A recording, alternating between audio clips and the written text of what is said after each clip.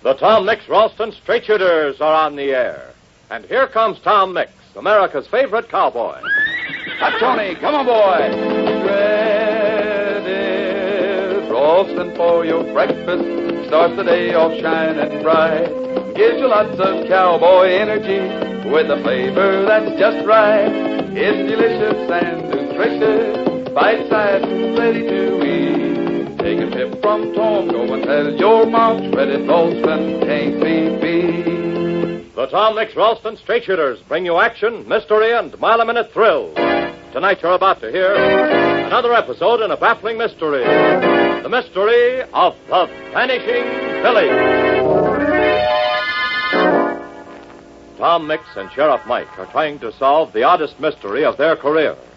For an entire village of 600 people has disappeared, vanished as totally as if it had never existed. Worse than that, 2 men, obviously somehow connected with the disappearance of the village, have been murdered. Tom is determined to find the answer to the mystery, not only because the people must be found and the murderers apprehended, but also because Sergeant Hank Smith of the United States Army is desperately anxious to find the girl he came home to marry, a girl who lived in the village which has vanished. In a moment, we'll ride an action-packed trail of adventure. But first, here's good news. The best news you've ever heard. It's news of a sensational radio offer. Sheriff Mike Shaw has arranged to have some badges made. That's right, whistling sheriff badges, exactly like the one the vigilantes gave him. Think of it. You can have a whistling sheriff's badge exactly like Mike Shaw's for your very own. This badge is a knockout. There's never been anything like it before. You see, it's made of metal, shaped in the form of a shield, has cross six-shooters at the top, and the word sheriff stamped in big letters to make it official. In the center of the badge, now get this, in the center of the badge, there's a siren whistle. Yes, sir, a siren whistle built in. And when you blow on it, it sounds like this. Boy, oh boy, will you ever get a kick out of this whistling sheriff's badge. And will your friends envy you when you wear it? Now, to get yours, here's all you have to do. From the top of a red and white checkerboard package of delicious shredded Ralston, tear off the little circle with the letters RSS printed in it. Tear off the circle with RSS printed in it from the top of one shredded Ralston package. Mail this RSS circle with 10 cents in coin and your name and address to Tom Mix, Box 808, St. Louis, Missouri. That's all you have to do, and we'll send you your whistling sheriff's badge right away. This offer is good only in the United States. The supply is limited, so get your order in tonight. Tomorrow, sure. And now, let's join Tom, Mike, and Sergeant Smith as they examine the body of Harry Phillips, Moose Creek Junction station agent, who has just been killed. Listen. He's the second one, Tom. Celestial Albine was the first, and he's the second. Both of them killed the same way, by a long-range rifle equipped with a silencer. Holy mackerel, Sheriff, how can you tell that? Why, easy, Sergeant. You note that there window at the other end of the room has a hole through it. A neat hole drilled by a bullet. Now, that bullet come from the outside. Nice work, Mike. Thanks, Tom. Bullet Thanks. holes, bodies, blood. And this is no motion picture. It's real. Zounds, what a tragedy. How come this man to be killed, Mix? If I knew that, Mr. Dane, I'd know the answer to a lot of questions. Oh, silly of me to ask you. I forget that, after all, you're really only a cowboy. That does it. What, Mike? I said that does it. I just naturally can't hold myself no longer, Tom. Now, looky here, you sawed-off, spindly shank imitation of a man. Huh? You may think you're a great Hollywood director. Leastways, you may think that there dinky little yellow French hat you're wearing and that blue muffler makes you one. But around here, and especially with me, you're just a little shrimp trying to make a big noise. Now, shut up. Oh, Parrish is all. Did you hear what he said to H? Oh, quiet, boys, now. Look here, my poor fellow. I said shut up. I ignore you. Mix, do you believe, honestly, that the death of this man has some connection with the lost village? If you don't mind, Harlequin, I'd rather not discuss the matter with you. After all, it's none of your affair. And Eureka! Eureka! Calls me around again, Willie. Now what? I found it. Boys, it has come to me in a flash of miraculous brilliance. Oh, yes, Mr. Dane. Oh, indeedy, Mr. Dane. You're very wonderful, Mr. Dane. Just what has come to you, Dane? Why, the storyline for my picture. Oh, zounds, what an idea. Village vanishes. 600 people disappear. That gives us mystery. Now, for action, we have the murder of 2 men who are implicated somehow. Now, all we need is love interest. Must have love interest. How about it, boys? Oh, yes. Quiet, let me think. Yes. Quiet. Wait. I have it. Yes, we knew you'd get it, Mr. Dane. Oh, we did indeed. Yes, we The did. sergeant there. Of course, that gives us the war interest, too. The wounded sergeant returns home, desperately anxious to marry the girl he left behind him, but the girl has vanished, too. Do you get it? The girl has vanished with the village. Why, you... my chin. Oh, what he did to Mr. Dane. He struck Mr. Dane with his fist. Take it easy, Hank. Take Why, it easy. he struck Get me. him out of here, Tom. Get him out of here or I'll kill him. Steady, steady, son. I agree he's a kind of a crawling thing, but I don't reckon he knew he was hitting that close to home. Why, that man hit me. Wait. You mean you mean the things I said, the idea I projected? You mean it's so? I'm afraid it is, Dane. You better wait outside and wait quietly. Oh, yes. I perhaps silence is golden. Perhaps. Come, my men. We go. Yes, Mr. Dane. You know, you were marvelous the way you handled that Thank group, you. Mr. Dane. Thank you, Simply boy. supreme, Mr. Dane. Thank you very much. I didn't want to let him have all that because I figured... Hey, Tom, you surely ain't meaning to have that there loudmouth skunk as a guest at the ranch. When I made that offer, it was hospitality, pure and simple, Mike. But now... Oh, but now you changed your mind, huh? No, my offer's still good, Mike. Huh? The great Harlequin Q. Dane will be my guest at the TM bar. Oh, Tom. But for a different reason, Mike. A completely different reason. What do you mean?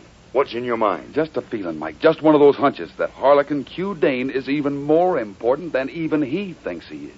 Tom, you got a look in your eyes that tells me you've discovered something, that you're following a trail. Now, what is it? No, not now, Mike. 2 men have been killed, and we've got to do something about it. I want Doc Green and Dobie to perform a thorough medical examination.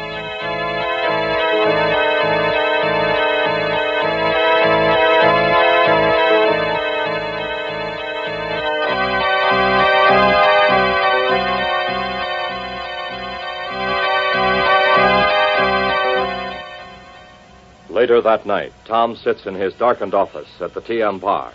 He sits hunched in a chair, his feet propped on the open window, gazing out into the star-filled night. Tom is deep in thought, and off in the distance, a coyote yaps mournfully. Who's that? Who's there? It's me, Tom, Hank Smith. Oh, come in, Hank.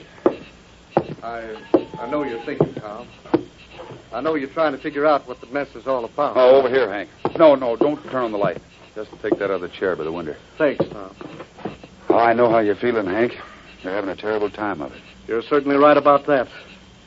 But, Tom, I just can't help feeling guilty about having you brought all the way from Antwerp, from a hospital bed, to solve a case that hasn't got any solution. Every mystery has a solution, Hank. Every question has an answer, and we'll find the answer to this one. If I could only know that Mary's safe, that she's well. But the chances are she isn't. I don't know how a village could possibly disappear. But it must have been something terrible that happened. Terrible? Yeah, some ways I suppose it was. What do you mean, in some ways? Son, I know how important this is to you, and while I've got an idea as to what happened, Hank, I can't talk about it right now, even to you. I'm just beginning to find the signposts along the trail. Just ride along with me till I've actually found the trail itself. Will you? Okay, Tom. But what about this Harlequin Dane jerk, the Hollywood director? Well, for one thing, Hank, don't consider him the typical Hollywood director. Dane is one of the phonies, a lot of talk and nothing behind it. He's also a chiseler of the first water. And just before you came in, I was getting ready to make a call to the Twin Rivers Hotel. A call in connection with Mr. Dane.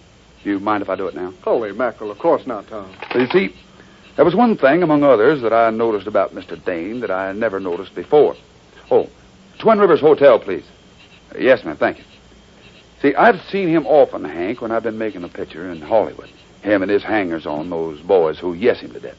But there was one hombre who isn't with him on this trip, and that's surprising. Oh, who's that, Tom? A publicity agent named Hardy Post. A crackerjack when it came to publicity. Full of ideas. But he loved to gamble. Result was he was always in debt. No decent studio would have him around. But, hello? Yes, this is Tom Mix speaking. Oh, hello, Bill. Say, Bill, have you got a person registered by the name of Hardy Post? Yes, Hardy Post, that's right. Yes, I'll wait, Bill. As I was saying, Hank, Dane was glad to hire him for a small salary when Hardy was broke and needed the money, and... Oh, yes, Bill? I see. Mm-hmm. How long's he been registered? July 17th. Yes, I see. Oh, no, Bill. Now, listen, Bill. Just forget I called. Right. Oh, and by the way, how's the youngster doing? Uh-huh. Specialist did the job, did he? Oh, that's good. Oh, no, forget it, Bill. Forget it. You don't owe me a thing. Oh, much obliged, Bill. So long, fella.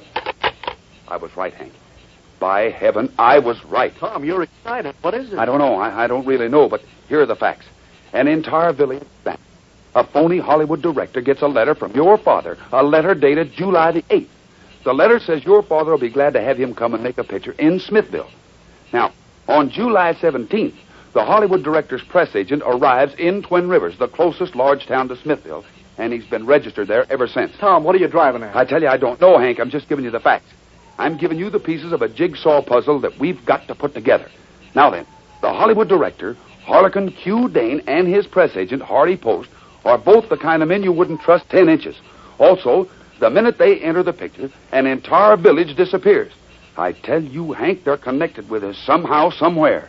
I knew Harlequin was in on it earlier this evening when he shot his mouth off about the picture he was going to make. I don't get it, Tom. Hank, the great Dane is the type of person who will tell a lie and then begin to believe it himself. You hit him because he began to invent a story around you and a missing girl. But he wasn't inventing it. Huh? He knew it was actually so, Hank. He knew, even though he didn't realize it, that you had come back and found your boyhood sweetheart missing. Well, I just don't understand, Tom. Well, Hank, here, let me put it another way. The so-called Great Dane, and believe me, that's not his right name. Wait, Tom. Out there in the moonlight, staggering toward the house. Huh? Great guns, it's a girl. Look, she stumbled. She's fallen. Come on, let's get to her, Hank. Through the window.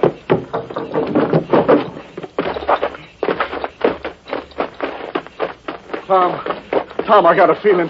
I think... Here we are, Hank. Here we are. The girl. Tom, I was right. It's Mary. It's Mary, the girl I came back to marry. And she's hurt, Tom. She's hurt badly.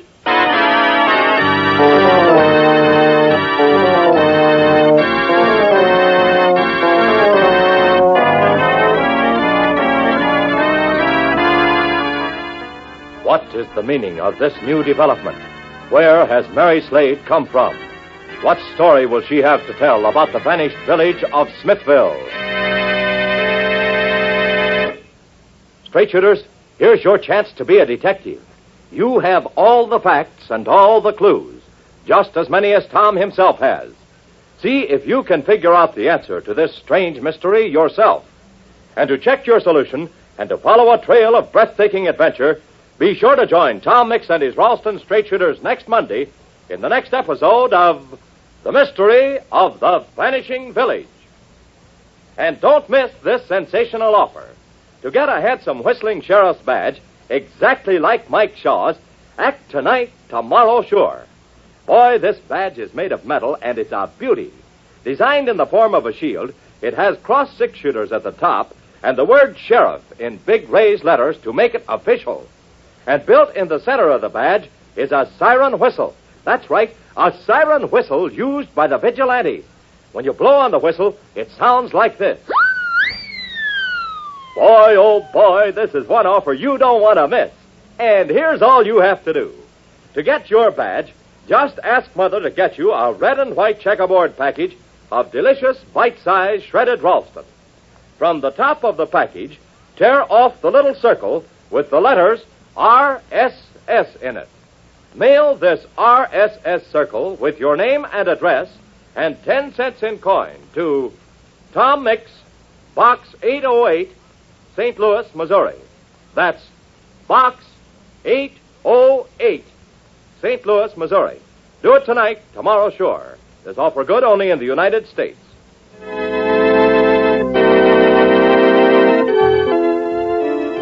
Tom Mix was played by Curly Bradley. Don Gordon speaking.